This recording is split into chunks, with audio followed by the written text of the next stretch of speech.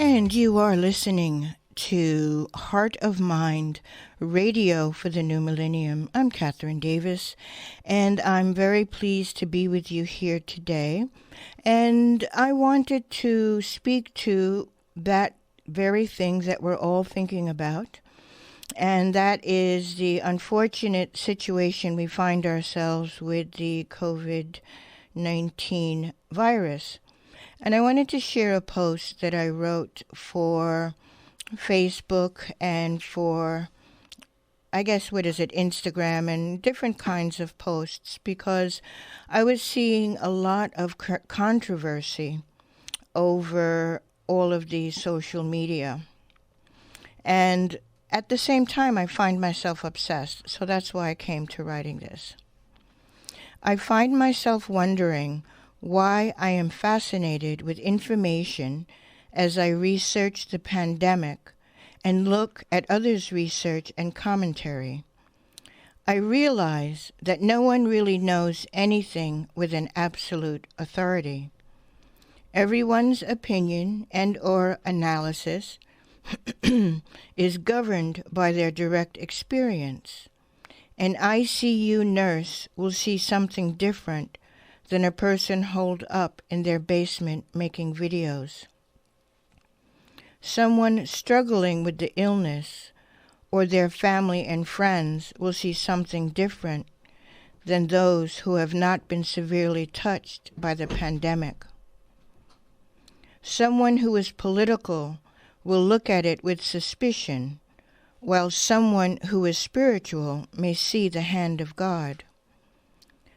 Those who can may exploit the situation for their own gain, while those who won't may integrate it into their own evolution. I'm fascinated with the chaotic human response to the crisis.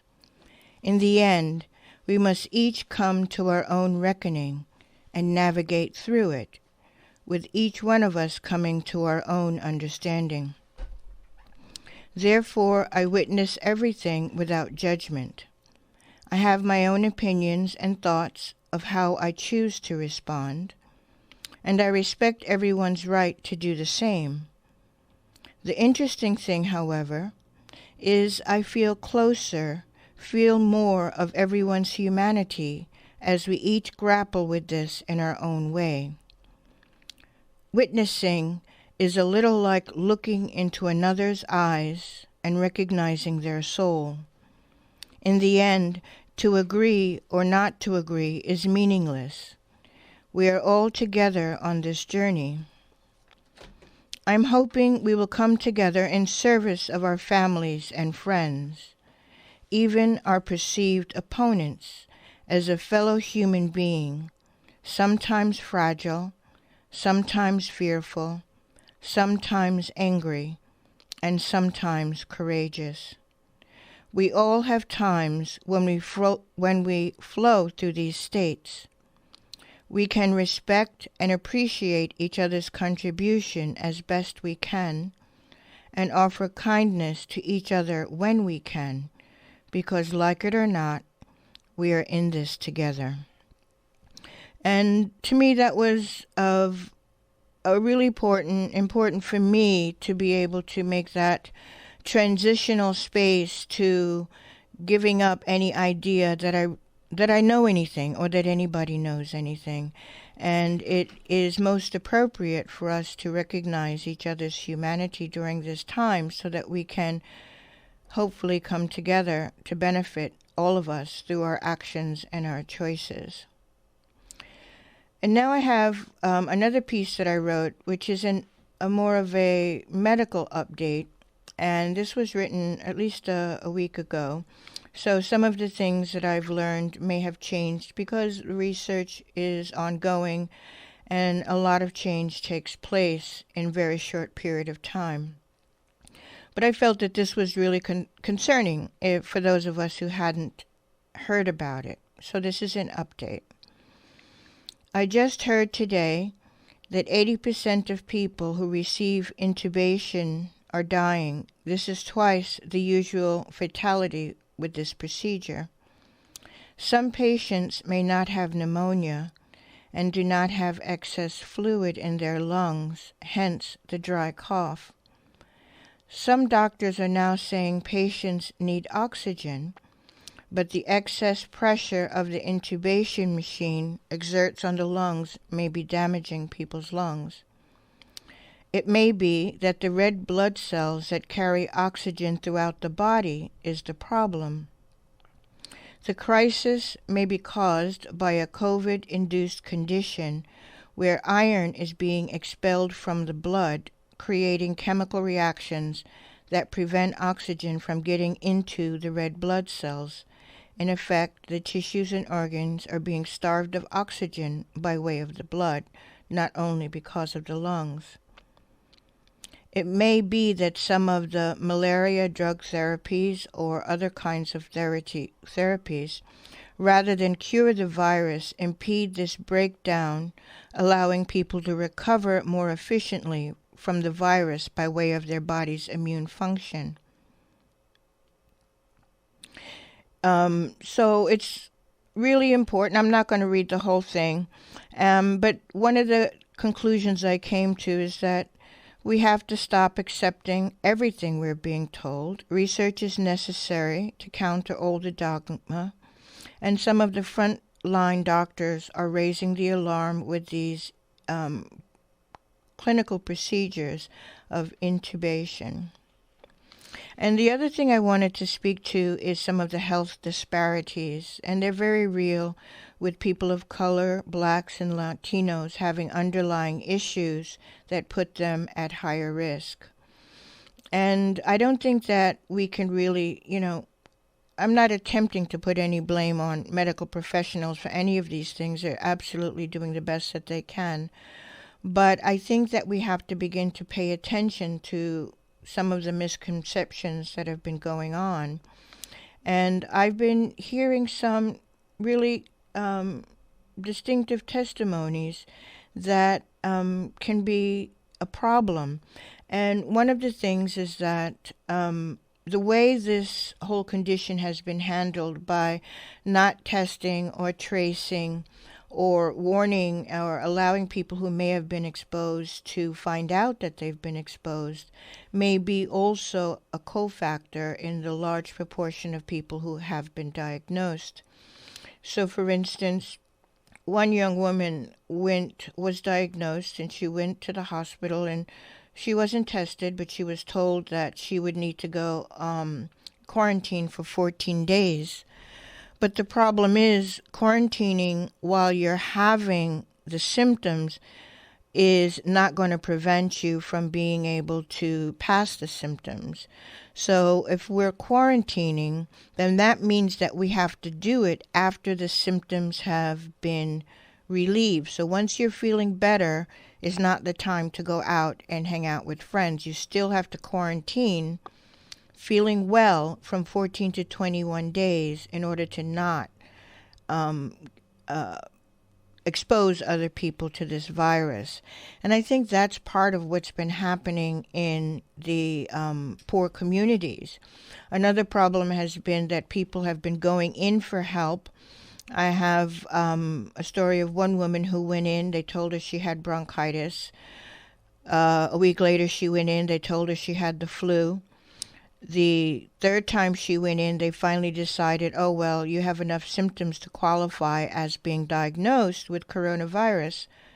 And she died a few days later from the virus. So not only is it unfortunate that she didn't understand that she needed to perhaps find some treatment, or even if treatment wasn't available, she might have chosen to quarantine rather than exposing her children and her parents and her siblings. And so I think this is part of what's happening, is that this exposure is so extreme in poor neighborhoods, because if you look at these neighborhoods over the last 10 years or so, so many of the local hospitals have been closed.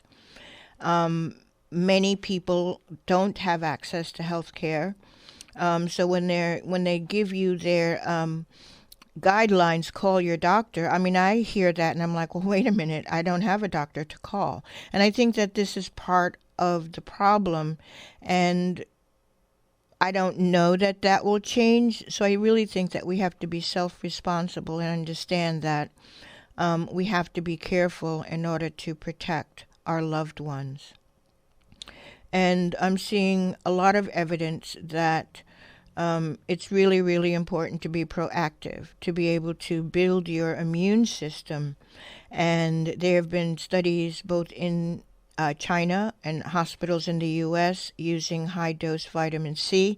I would never recommend anyone to take high-dose vitamin C unless under the guidelines of a physician or health practitioner. But we can take over-the-counter vitamin C every day.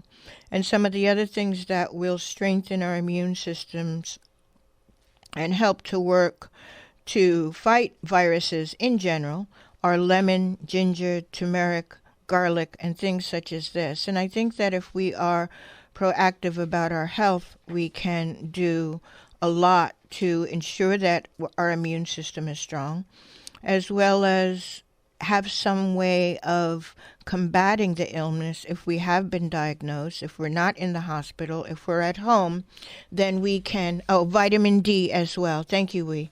Vitamin D is also very, very key. So there's a lot out there. I encourage everyone to research, and zinc. Vitamin D and zinc are also very, very important. And these are strong nutrients that work with our immune system and help the body function in its proper form so that the immune system will function in its proper form. And we have to take this seriously. Even as we go through this particular pandemic, all of these underlying conditions that people are speaking of are conditions that we can change. We have control over this. And as a community, doesn't matter what our economic background is, we have to take seriously what we need to do in order to create health among us. If we go back to some of our ancient knowledge, if we go back to some of just the old folk remedies, if we go back to the way people ate before factory farming and before mass and corruption in the slaughtering of meats and stuff like that, it's really important that we consider what kind of life we want to build on the other side of this epidemic. So these are my thoughts. I'm going to take some of your phone calls in a few moments and see what your thoughts are. But first, let's play a little bit of music.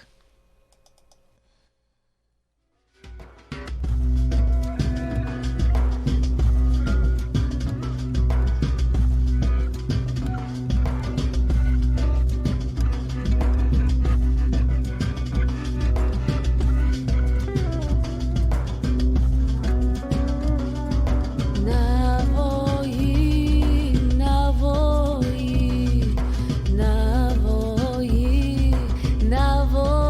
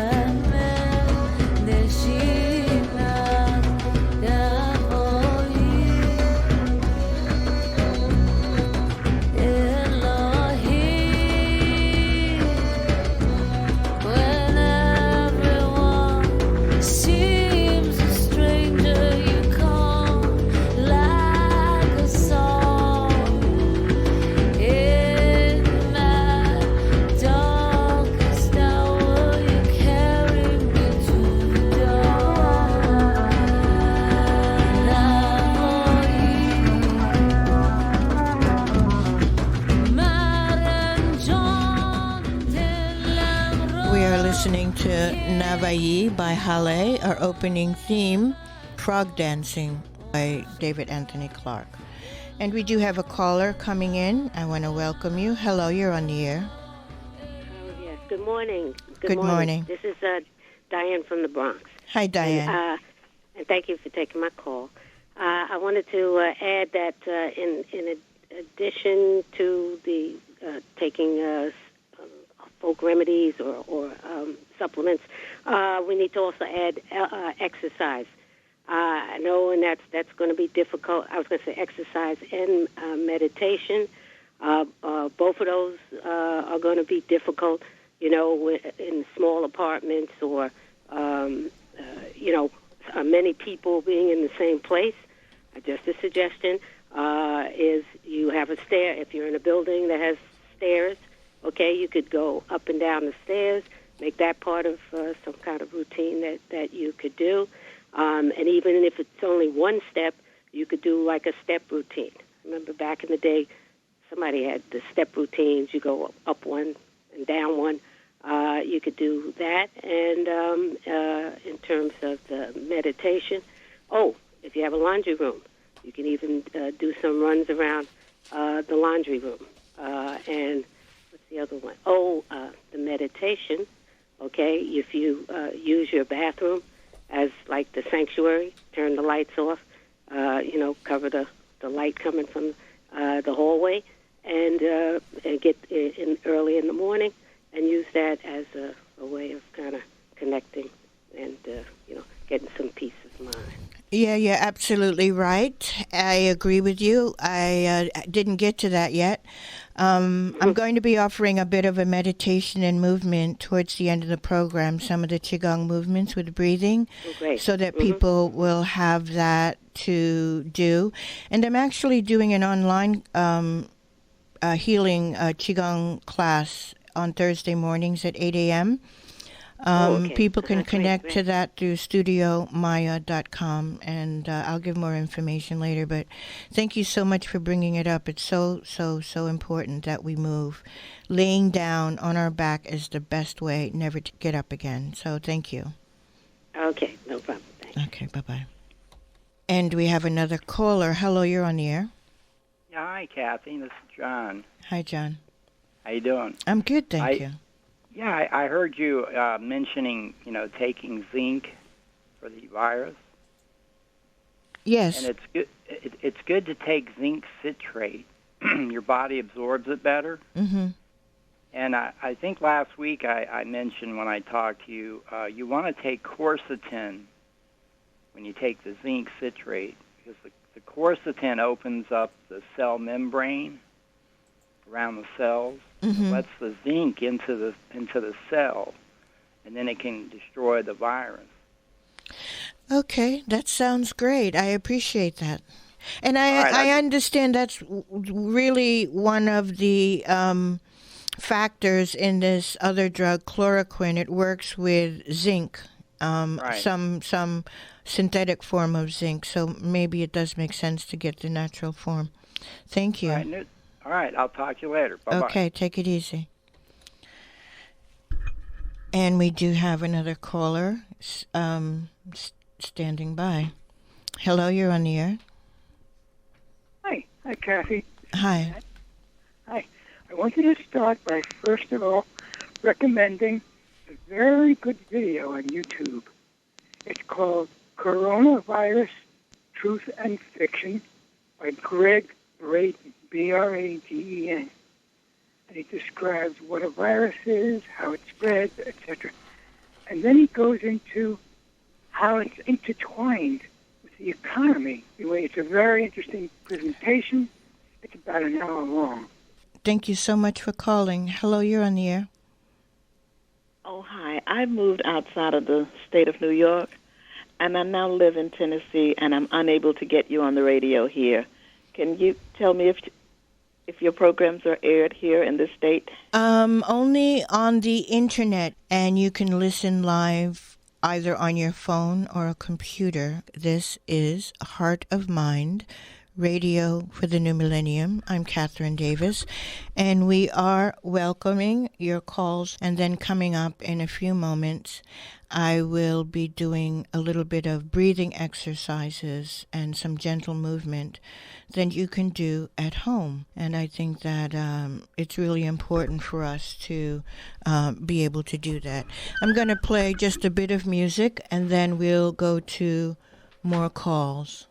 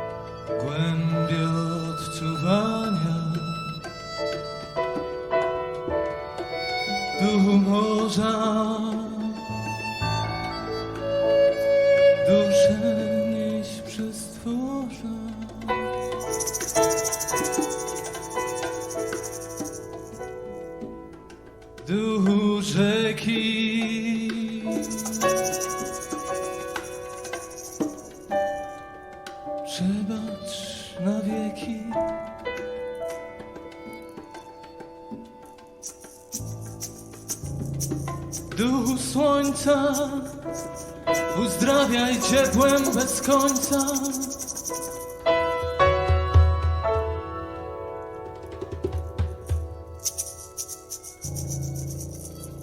Duchu ziemi, w odrodzeniu pomóż mi. I ty, duchu lądu,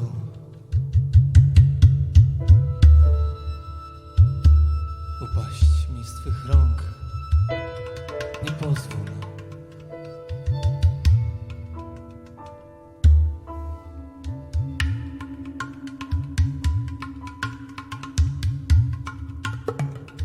Nie pozwól.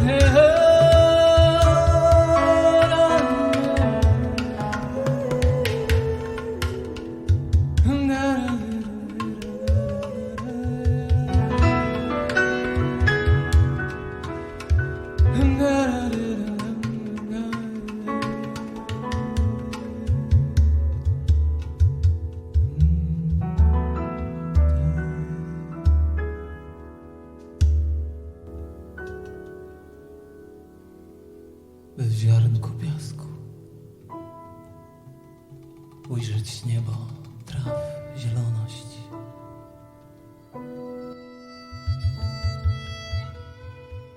W godzinę zamknij wieczność całą, a w dłoni nieskończoność. A w dłoni nieskończoność.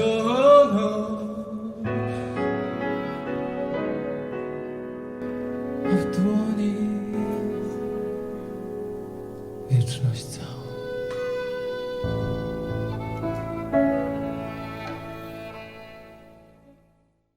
Hello, you're on the air. Yes. Go ahead. Hello? Yes, please. Yes. Okay, I'm Beverly from Jersey. Just wanted to remark that I'm just kind of flabbergasted that the media, well, not the mainline media, but the alternative media, are quoting statistics that can't in any way possibly be real, because like 6 months ago, no one, even if they had a gunshot wound, everybody was autopsy, period, before they had a cause of death that was even obvious. A gunshot wound, someone drowned, things that were obvious, they still were autopsy.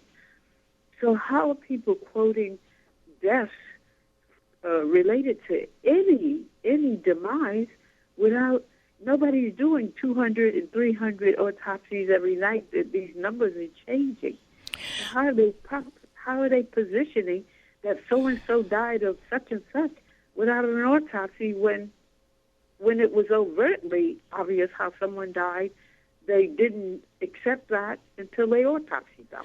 Well, I think that's a good question. I don't particularly have an answer for it, but I believe one of the reasons they're not doing autopsies is because the persons, if they do have COVID-19, are infectious, and they don't want to expose more medical practitioners to it. I would say that might be one reason. The other reason that I would project onto this is that there's a narrative in play, and it all plays into that narrative. So I don't know. Definitively, I don't know. Thank you so much for your call. Could I say one quick other thing and leave you with it? And that is, I took chemistry and biology, and I learned that a virus is innate, that we all are filled with tons and tons of viruses, and that they cannot live. They're like a piece of lint. They cannot live outside of the body. There's nothing for them to be parasitic. They're symbiotic entities. And so all this covering up because a virus is going to jump on you is highly, highly ridiculous, because the virus only lives within cellular tissue. So I would suggest people actually go to the net and look up what a virus is. Well, then I guess also the other question would be, is this actually a virus or is it something else? I don't know. But people are dying. That's for sure. Thank you. Yeah, could they not have been dying from flu shots received last year that became what they call opposite of dormant, activated this year? Because like you said, or someone in the program said, that now there are no flu statistics. There are no pneumonia statistics. So what happened to all those people that died on a regular basis? Yeah, I think they're being reclassified. Thank you. I share your questions. There are a lot to ask. But I think more importantly is that we have to take whatever steps we can to preserve our lives. So, for instance, I'm suspicious that a lot of the people who are dying are not dying of COVID-19, but are dying because of the intubation damaging the lungs. And perhaps that's the cause of some of these deaths. So I think that there are a lot of questions that we have to ask, but most importantly, we need to take responsibility for ourselves and for our health. So I really thank you for your call so much. Bye-bye. My guest in studio is Wuji Jacobs. We had a conversation before, and I thought it was very interesting. So share your theory of this with us. Thank you very much for putting me on your mic. I have been paying attention to, as much as you have been, to a lot of, conversations that's going on social media, and as well as what the government is putting out and what everybody is saying. And I think there's a kind of tally in terms of what people are saying. You saw some of those videos by those spiritualists, the Babalaos and everything. There's a particular one that I found interesting, but I'll come to that later. However, my take on the whole thing is very simple, and that is that we were caught unprepared. Right? There's no reason why we should dress this thing up in conspiracy theories. There's no reason for that. What has been going on in our society, particularly the United States, is that the United States determines the direction of where everything goes in the world, right? Economically, politically, and the United States has been using that influence and that power and that authority to forward its own agenda. The problem is that when you look at the way we have lived post World War II in particular, it's like we're rushing headlong into destruction. We're determined to destroy humanity. Our priorities are not human. Right? We wage wars against ourselves and people who have done nothing to us. We, destroy public health. We destroy education. We cut budgets. And all of those things are agendas of specific classes of people, to benefit themselves. So there's the economic thing. We destroy the environment, right? Well, what happened is a natural law that kicked in. Action, reaction. It's very simple. If there is an action, there has to be a reaction, right? So the action is simply that we pushed the planet to extinction, a point of extinction, self-destruction, and the reaction kicked in. It kicked in not because nature decided that I have to stop this group of people, they're not, right? Or the hand of God stepped in. No, it kicked in simply because when a virus now happened to come out, it doesn't matter what the agency for that virus, is, whether it's made by man or nature, it doesn't really matter. We're all agents of nature, of the universe, right? So we were caught unprepared, right? Because we were closing hospitals, but we were sending people to war, right? That was our priority. Our priority is to be hyper rich. So we created an hyper reality. We created a hyper economic situation. We created, hyper greed. So now we have a few thousand trillionaires. But guess what? The planet cannot sustain Bill Gates and Jeff. You understand what I'm saying? Bezos and all the whole lot. We don't have that kind of resources to sustain those guys. Excellent point. So, yeah. so that's what's going on, and on top of that, I want you to pay attention to a number of things.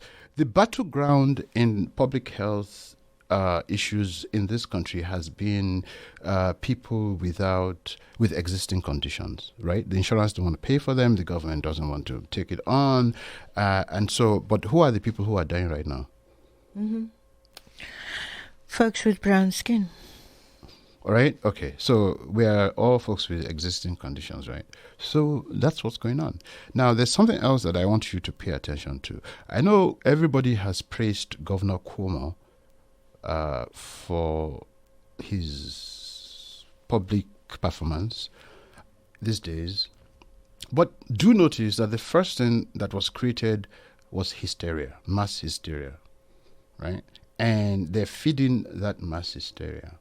They're telling you that there's something floating in the air. There's always something floating in the air, right? And that you have to stay away 6, 7, 8 feet from people. Right? There are people who live together now who are staying away from them. So Cuomo in his office is managing your home. Everybody is wearing masks. Are you sick? Is it not sick people that wear masks? Why are you wearing masks? Right? So there's something else that has taken over that is happening. Disaster capitalism is taking over, and we have to pay attention to that. Somebody is managing this thing, and everybody is being managed to behave exactly the same way. Right? We have lived with viruses from the beginning of time as human beings. Our bodies are made up of bacteria and viruses. Right? We know what to do when we are poisoned. You cleanse your body. But why are people who are going into a place that is supposed to be a place for healing dying? Right? One more thing before I go. Why is it now that we're being told that we can't go into shopping markets without putting gloves on? They won't let you in now. So in a week's time, are we going to need ID or microchip? So I'm not saying, but I want people to pay attention to what's going on. Because when this thing is over, when we talk about post-COVID, the only thing that will matter is that we all have to participate in that new world. If you are waiting for Mr. Cuomo to tell you what to do, you are in trouble. Okay, thank you for that insight. Hello, caller, you're on the air. Hi, how are you? Good, thank you. He has some good points there. I really appreciate that. It's a great show you got here. But going back to the conspiracy theories that he doesn't want to go to, he just pointed out himself. He said that we can't afford the billionaires. And quite frankly, they just told us they can't afford us. You're on your own. They took all our money away. Pharaohs have put the plagues upon us.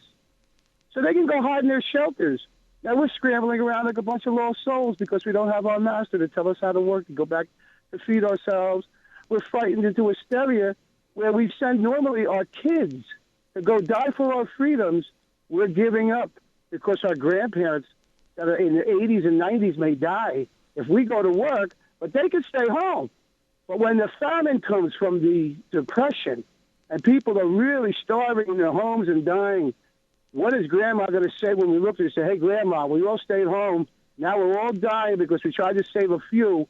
Hundreds of us are suffering. Thousands of us are dying from starvation and disease and just a collapse of the economy. We have to look at this as it is. It's a bioweapon to get us chipped, to get us under total control, take away all our rights. And you better wake up to that fact. That's what's happening, right? All right. Thank you for your input. Yeah, there's so much, and I just don't know the whole truth of it all. And I want to preserve some time to do some breathing, so this will be the last call. Hello, you're on the air. Hello? Yes, turn off the radio, please. Yeah, it's off. Okay. I got you. Hi. This is Connecticut, man. Okay, listen. Anybody who listens to BAI as long as I do should never be surprised. You got some new shows and some new people on BAI. Everything BAI say, they say it's conspiracy, and they're not into this conspiracy. You remember 2 years before West Nile, Robert Laderman had come on that show and said we're going to have West Nile in 2 years, and they're going to spray a chemical called malathion. And in 2 years, that happened immediately. Before 9/11, you have Michael Levine and these guys 2 weeks before on WBAI telling you what's going to happen and that it's going to change the country forever. Okay, listen to people with smart thinking and people who are ahead of the game. And don't fall in this conspiracy line. Just listen. You got a brain and you can think for yourself. Don't let nobody sway you one way or the other. Just listen and pay close attention. That's all I got to say. Yeah, thank you so much for that. I do appreciate it. Did you want to respond? Well, I think that everybody's pretty much saying the same thing. The real issue is how do we get the information to the people who are not listening? Make a donation if you can, but also spread the word and let people know through your social media about this station and hopefully about this program and the many programs that we do have on the air. And when is your show, It's called Afrobeat Radio, and it's on Wednesdays from 10 to midnight. It's really a magazine show, politics, music. Right now, we're doing a series of panels, bringing people from all over the world to talk about this situation that we're in and how people are responding to it. And how do people find out more about that? We have a website. It's afrobeatradio.com. That's www.afrobeatradio.com. And we're rebuilding the site so that you can have easy access to it, and to more programming that we do outside of our collaboration here on BAI. But I do want to respond to what the gentleman said, Connecticut man. I think he's absolutely right. You have to be mindful. You have to listen. You've stayed home now for what? We've stayed home now for 3 weeks, right? So everybody has finished cleaning their house, right? You've done all the other chores that you had to do, or not. Or not. All right. I keep messing mine Some up. of us have been a very profound capacity for procrastination. Go right. ahead. I'm the general. I'm the president of the Club of Procrastinators. But it's been a very productive time for me. Right. That's because I have been prepared for a moment like this, not COVID-19. Right, the best time for me in the city is when everybody's on holidays, and so it's like I have an extended vacation going on, and so it's been a very productive period for me. And our listeners will find out more later. But yes, we must be mindful. Right, this is our time now. Yeah, well, this is where I was opening that everyone has to come to their own conclusions and resolve for themselves the correct action. Now, I was on the phone 2 nights ago with a just died. And I've been hearing stories. And so this is not a game. People are seriously and really succumbing to this, whatever we want to call it. It's not something to scoff off. Right. It has to be taken seriously. It has to be taken seriously. And whether or not we're going to know what the origin of it is, I don't know. If viruses are spreading through the air, I don't know. I don't know how to evaluate some of the things we're being told. I just know that people are losing their life, and we need to take action to protect our life. And we can work out the rest of it, but we can't sit back and do nothing and just allow our people and our communities to succumb to this. And I'm really quite concerned about the issue of money and going back to work, because I believe the reason there's no bailout for the people is so that we would become desperate, clamor to get back to work, to serve the potentates and the folks who are going to profit from that at the expense of our lives. So we're being forced to make a decision. Do I feed my family and potentially die? Or I'd stay home and potentially starve. That's not a tenable situation. And from my perspective, rather than giving in and going back to work, we need to find another way of dealing with this, because the answer is not to force our children back to school when I'm hearing 2 and 3% will die by being taken back to school. We're supposed to sacrifice 2 or 3% of our children. Is Bill Gates' kids going to die? Are Trump's kids going to die? No. Bezos, no. It's going to be the same people who are dying now. And I think that we have to take a step back and say, no, that's not the answer. And like you said, we're walking lockstep to the point of being microchipped or force vaccinated. We need to get into the practice of saying no now. No. Because if we don't go back to work, they will lose. They're the ones that are losing. No. They won't lose, Kathy. They lost already. It's over. People have to understand this thing. The economy is over. The empire is over. I'm sorry to break it like that, okay? We have to form a new republic. Oh, we're getting real revolutionary now. We have to form a new... I'm telling you this. Listen, this virus thing, I'm not concerned about the moment that we're in. I'm concerned about what is coming next. You understand? That's I understand why perfectly. we have to pay attention, be mindful, and participate. Organize. Get to know your neighbor. If they don't have food, share with them. I'm running out of Okay, time. sorry. No, don't apologize. I'm very glad you were here and could join me in this conversation. Your contribution is invaluable. But now it's time to take a breath.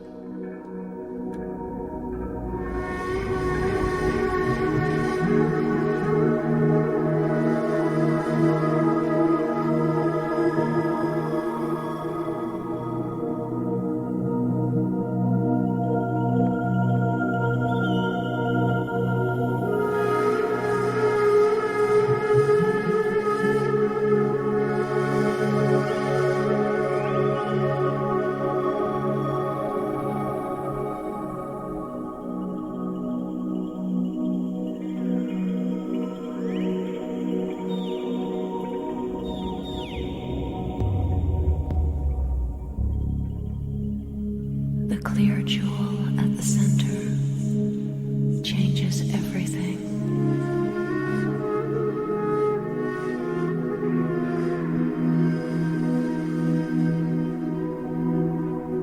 There are no limits to my loving now.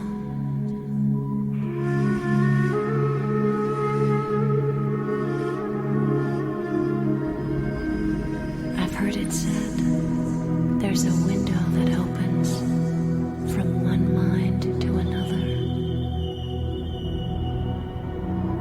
But if there's no wall, there's no need for a window or a lock. If there's no wall, there's no need for a window.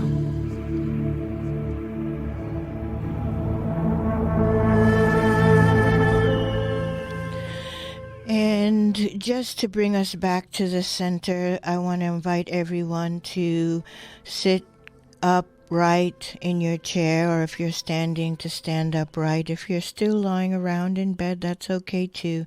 Just straighten out the spine. Allow your body to be expansive and take a nice deep breath.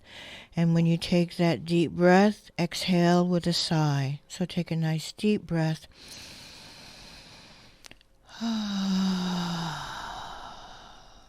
Again, take a deep breath and sigh with that exhale. And then take a few moments to allow your shoulders to relax, tighten and relax. Tighten the shoulders and relax. We carry a lot of tension in our shoulders. Tighten and relax. And then I want you to practice something called the lymphosizing breath. It's called Shi-Shi-Hu, and it's a breath practice used in Qigong practice. You do it during Qigong walking or just sitting and contemplating. And it is to fill your lungs completely with 2 breaths. Hold the breath and then exhale. So we inhale, filling the lower lung. Inhale a second time, filling the upper lungs. Hold the breath for an equal measure, and then exhale, letting all the breath out of the lungs. And what that breath does is it expands the lungs and the muscles of the lungs, but it also, in that transition, will pump your lymph system so that your body can detoxify in greater measure. So let's do a few of these breaths for the remaining moments of this program. Inhale. Inhale. Hold. Exhale. Inhale. Inhale. Hold. Exhale. Inhale. Inhale. Hold. Exhale. Another good exercise is as you inhale, bring your arms to your sides and lift them both out to the sides, bringing your hands above your head, stretching your spine. Inhale. Exhale, allowing your arms to float back to your sides in a relaxed way.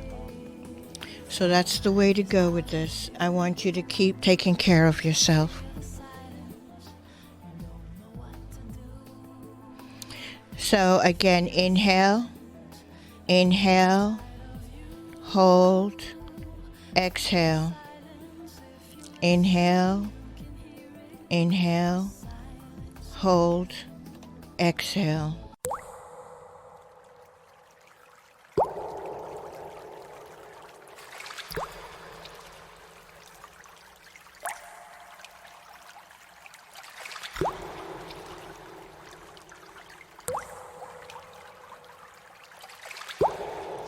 Flowing silence is love.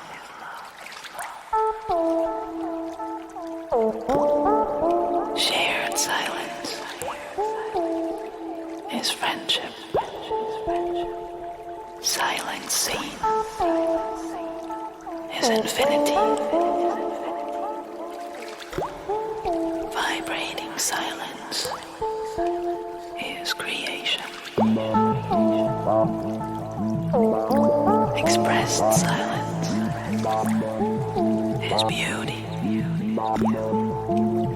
Maintained silence is strength. Allowed silence is rest.